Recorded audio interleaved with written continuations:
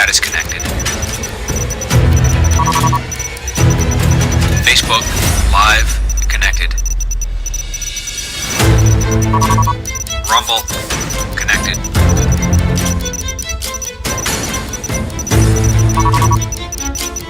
Twitter X connected. LinkedIn connected.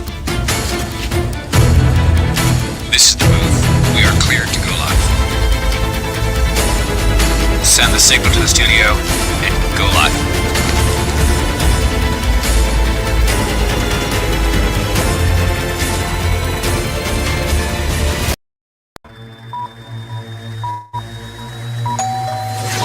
List with Elizabeth show, ready to go live in 3, 2.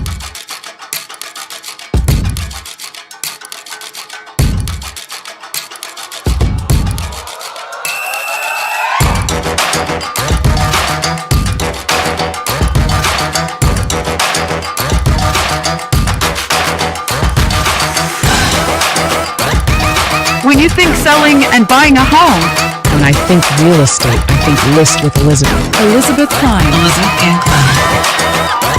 And here is the host of the List with Elizabeth show, Elizabeth Kline.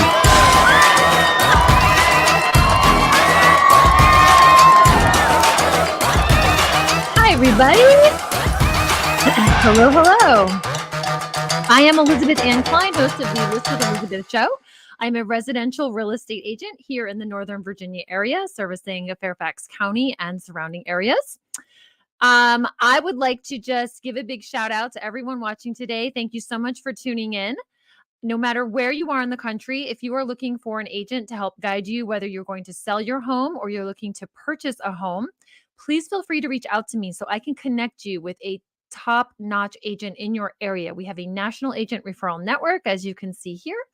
So again, looking to buy or sell anywhere in the United States, please feel free to call in so I can connect you with a professional, because that truly is the most important thing you can do when you're going to buy or sell a home. I would also like to ask if all y'all watching the show would please subscribe, like, comment below, share the show. I would love to get the word out to as many buyers and sellers as possible, the information in the show and what we have to offer. So I am a real estate agent in Northern Virginia, and I think one of the things that sellers specifically, when they are going to list their home, they always want to talk pricing, right? How do we price this house? Where should we price this house? Why should we price the house in the bracket that you're suggesting? So today, I really want to just walk through what I call, in a fun, friendly fashion, the 7 deadly sins of overpricing. And we're going to go through these today because it is really super important that when you list a home for sale, you do it correctly right out of the gate, because you don't get a second chance to hit the market for the first time. Right? So the minute the house hits the market, you have to kind of remember that because of technology, every single buyer that's out there has access to the information immediately. They're getting a ping on their phone, or they're getting an email alert, or their agent's calling them.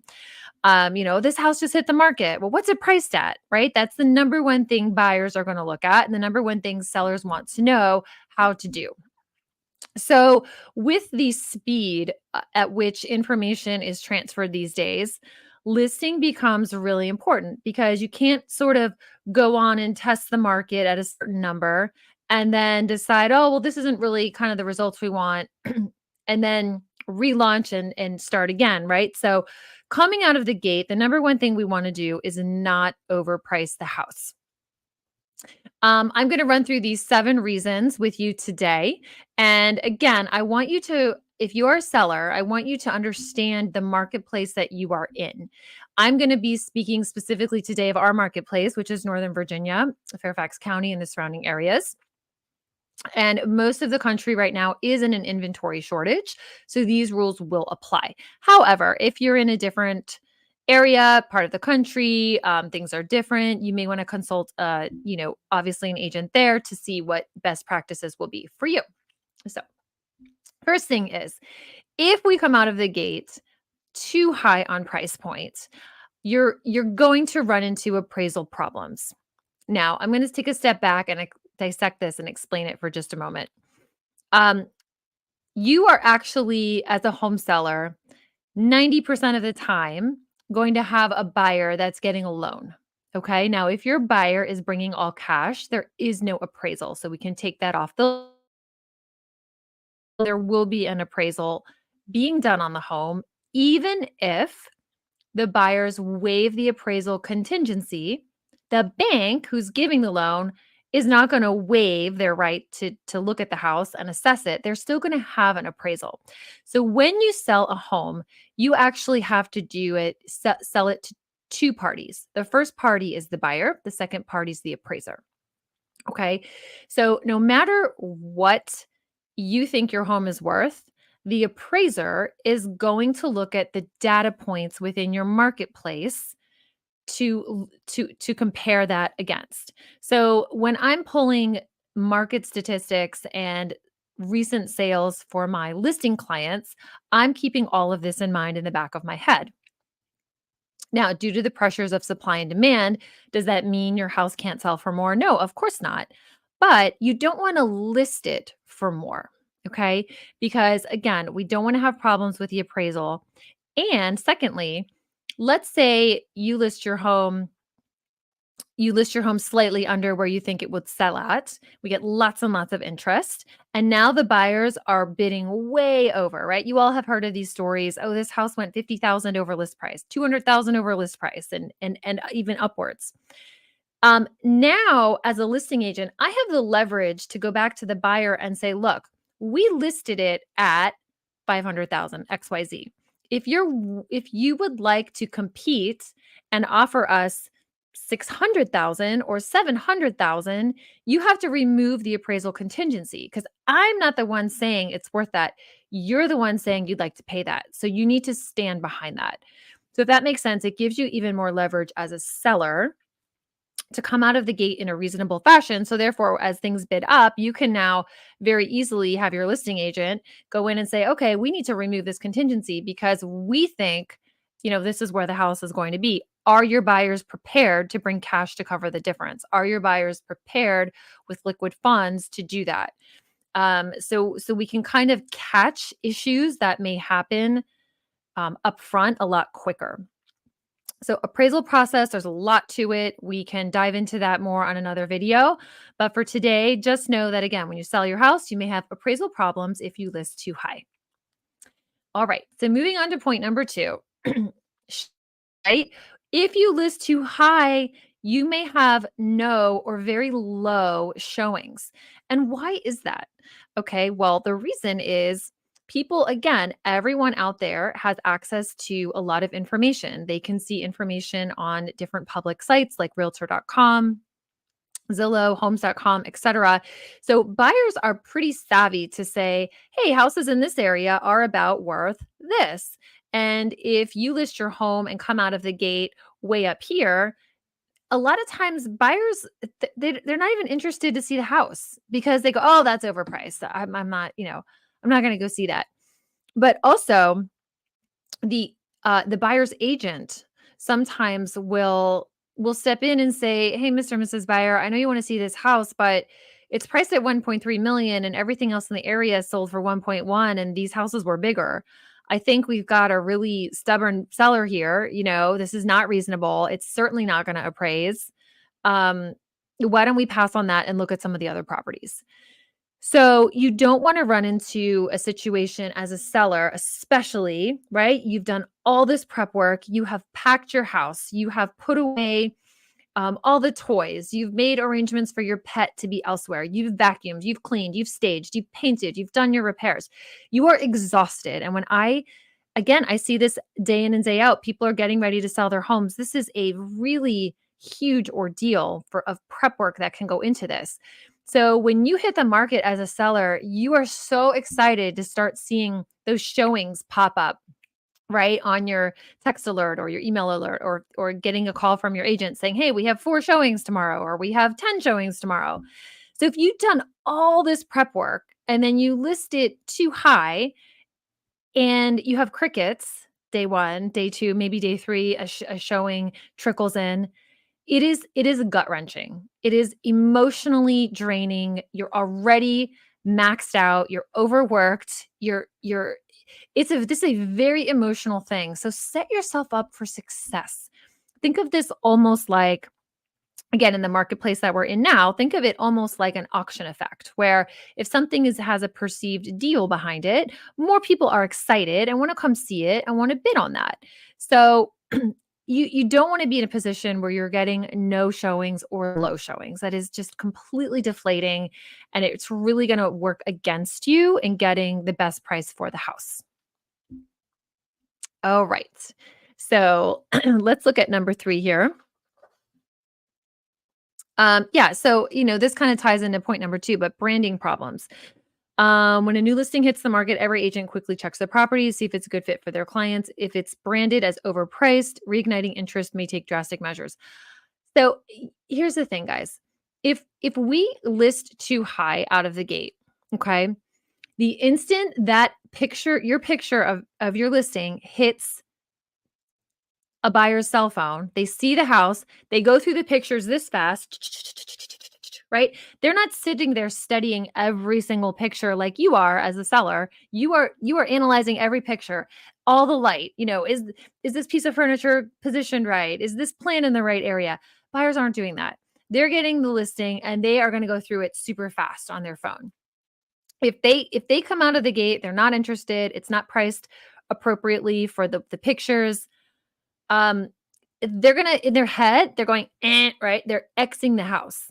So down the road, if you do have a price drop at that point, reigniting interest in a house that they've already seen, they've already kind of crossed off and moved on from in their minds, it is very, very hard. We also see this happening when a house goes under contract and then for some reason or another comes back on the market 3 days later, 5 days later, 7 days later. It is extremely hard a lot of times to get the marketplace to be re-excited over that house because been there, done that. We saw that one. Oh, it went under contract. We've moved on. You really have to hit the nail on the head day 1. You will never, ever, ever have more eyeballs on your house than you will the first day you list, and really probably in the first hour that you list. There's no point in time after that you're going to get that amount of interest or eyeballs looking at your house. So do it right. Okay. Point number 4. Oh, I love this point. This is really great. So selling the competition. What I mean by this is, let's say you're ready to sell your house and the house down the street has come to market and they overpriced, right? And you come out of the gate and you price correctly. The house down the street helped you, right? Because now you look like a bargain. So you don't want to be that person, that seller that is actually benefiting all your neighbors by helping them look more reasonably priced. You want to make sure you don't fall into that category of, oh, I'm the most overpriced house in the neighborhood. So as soon as my neighbor lists his house at a reasonable price, buyers are going to come down the street. They're going to see both signs hanging. They're going to see both price points. They're certainly going to feel like the perceived deal is at the lower priced house. So again, broad brush strokes here, 7 deadly sins of overpricing. We definitely want to avoid helping the competitors, right, sell first. Okay. Number 5 is this is just tough for sellers. When you overprice, okay, your house is going to sit. And stagnation happens at different points, I would say, in every market. But in our market here, I would say within 7 days, a house is stale. It's old. Something's wrong with it. Why didn't it move? Why is it sitting so long? If you're listening in another area, that number may be different, but the point is the same. When you overprice, you're not going to get the house to move very quickly. The longer that house sits on the market, right? Day 1, day 2, day 3, day 4. How many times have I had buyers call me and say, wow, there's a house that's been sitting 120 days. What is wrong with it? What's wrong with it? Well, I don't know what's wrong with it, but I will tell you that price solves all issues. What do I mean by that? Let's say the house has had a flood in the basement and now has a mold issue. Well, if that house was priced at $1, that mold's not really an issue, is it? Because probably the house is worth more than that. So there you have to find that break point where the price you set on the house is solving or is covering or is taking into account all of the things within the house that may be wrong with it. And I have sold many, many, many homes in an as is condition. As is conditions, I mean, gosh, I remember one house in Springfield one year. I had a delightful young lady call me from Florida. She said she just inherited her father's home in Springfield, Virginia. She needed to sell it. She found me online. We were able to work through things together, but really this house that her dad had, he wasn't living in it. It had some little forest animals inside, and it had lots of issues. It had moisture, it had no lights. It was, but I can sell any house at the right price. So price solves all issues. So just keep that in mind, again, when you're listing. Okay. Let's move on. Let's move on here. Yeah, tougher negotiation. Buyers who view your home may negotiate harder because the home has been on the market for a longer period of time and because it is overpriced compared to its competition. 100%. So if I'm representing a buyer and we find a house that is overpriced and has been sitting on the market, we're going in way underpriced. We're going to hold all of our contingencies. We're not going to give anything up to the sellers because there's no need to. The power has now shifted to the buyers in this position. So as a seller, again, when you're going to list your house, you don't want a tough negotiation. You want a negotiation where you're going, hey, I'm king of the hill. I have 5 offers on the table in my first week, and you would be lucky if I select you. So if I'm going to work with you, no contingencies, right? We're going to escalate your price. We're going to remove the appraisal contingency, removing the financing contingency, no home inspection, no radon, et cetera, et cetera, et cetera. Your leverage point is going to shift dramatically if your house is overpriced. You're going to have a very tough negotiation. Your listing agent isn't going to have a lot of leverage to work with you on getting you the lowest contingencies and the highest price. We have no leverage to do that. So it will make your negotiation a lot tougher. All right. So last point here is, lost opportunity. What I mean by this is typically when buyers set up a home search, they set up a ceiling amount, a price point that they're comfortable, right, going up to. So just this morning I was working with some buyers and they said, hey, originally we thought that we would only go up to 650,000, but after further thought and talking to our lender, I think we're okay with going to 700,000. Well, in the meantime, a house had hit the market for 695,000 that they didn't see initially because they were only going up to 650. And it just so happened that I called this to their attention. I said, hey, look, we just changed it to 700. This is exactly what you've been wanting. Let's go see it. But what happens when a house is overpriced is that the actual pool of buyers that would be willing to buy that house and would be excited to buy that house are probably not even going to see it because they're only filtering homes under a certain amount. So if they'll go up to 500 and your house is worth 500, but you're pricing at 550, you're missing that entire chunk of buyers that are only searching 500 and below. Doesn't mean they can't buy your house. Doesn't mean they wouldn't escalate up to that amount, but you're segmenting out a massive chunk of buyers. So again, we don't want to have lost opportunity. So just a quick summary. If you are going to sell your home, please do not commit the 7 deadly sins of overpricing. We do not want appraisal problems. We do not want no showings. We do not want branding problems. We do not want to help sell the competition.